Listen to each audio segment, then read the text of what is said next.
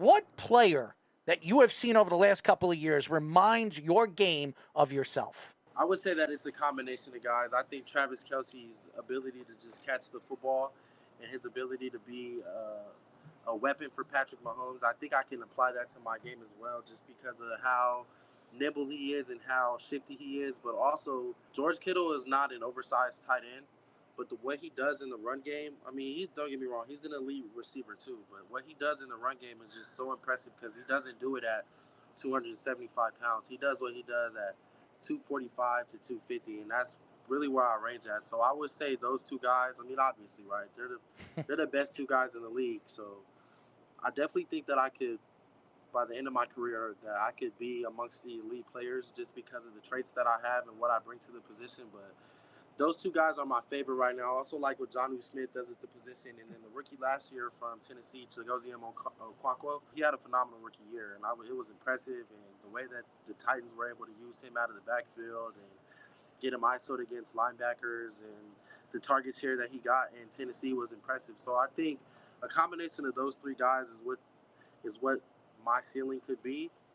But it's going to look special because it's going to be the Camren McDonald package, and it won't be, Travis Kelce or George Kittle. I love the confidence. I love the confidence. I really do. And you're a Seminole. So I believe if anybody could do it, it's a Seminole. That's how I am. Everybody says, do you follow the Seminoles? I've always followed the Florida Seminoles. It hasn't been really good football over the last couple of years, and their dominance was the 90s against Miami. But I fell in love with the colors. I fell in love with the team. And actually, they did win a national championship a couple of years ago. And we don't mention it because sometimes you wonder what their quarterback was doing after they won the championship. I make jokes about it all the time.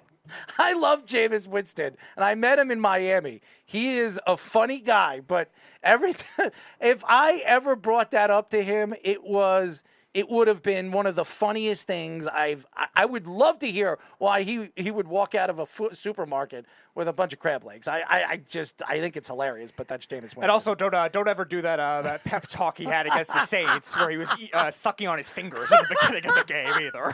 Definitely not ideal for that kind of thing either. I love him. I still love him. I want him to continue having a great football career, but that was the last time the Seminoles were as dominant as they were. And honestly, I continue every single year. They have a very good coach. They have a very good recruiting, college that they know how to recruit players. And look at you, man. I really believe that one way or another you're going to make this team, and I think you're going to succeed. You know why? Because you're a Seminole, and that's what I believe. Absolutely. Speak towards Jameis and the Seminoles. I met Jameis a couple years ago, but a couple months ago we were together and we did a recruiting weekend in Tallahassee, and just the way that he captivated the room when he got up to speak and tried to convince the kids to come to Florida State, it really gave me a glimpse as to why he is who he is. Because the ability that he has to get groups of men to buy in what he's preaching lets me know why he had the success he had in Tallahassee. And the Seminoles this year they're going to finish top 10, and they're going to start the season top 10. So, it's better times now than in Tallahassee than it has been for a while. And I'm proud of the fact that I was able to get it back to where it is. And I'm excited to watch what they do this year. Let me ask you a question. How many crab legs could you eat right now if I actually sent you 100 of them? You think you could eat all of them? Crab legs are my thing, but I would try to do it in like a seafood boil where I would put the crawfish in there and, sausage and the potatoes. So crab legs, I'll probably say the most I'll put in the bag is 10, just because of all the other seafood that would go in there. I wouldn't eat crab legs just by themselves, though. I got to have it in a seafood. So you don't think you would outrace a guy like Jameis Winston when it comes to eating crab legs? Because he says he can eat 100 by the gulp, so... Nah, he'd probably get me in the crab legs. How about a hot dog contest? Who do you think would win, you or him? I don't know. I'm no Joey Chestnut. They almost had to cancel it because it was raining. You would have been eating in the hot dogs in the rain, Cameron. You'd have to whip out and wait for the storm to pass. No, but that's what they do. They dip it in. I know. They dip it in water and they swallow it. Yeah.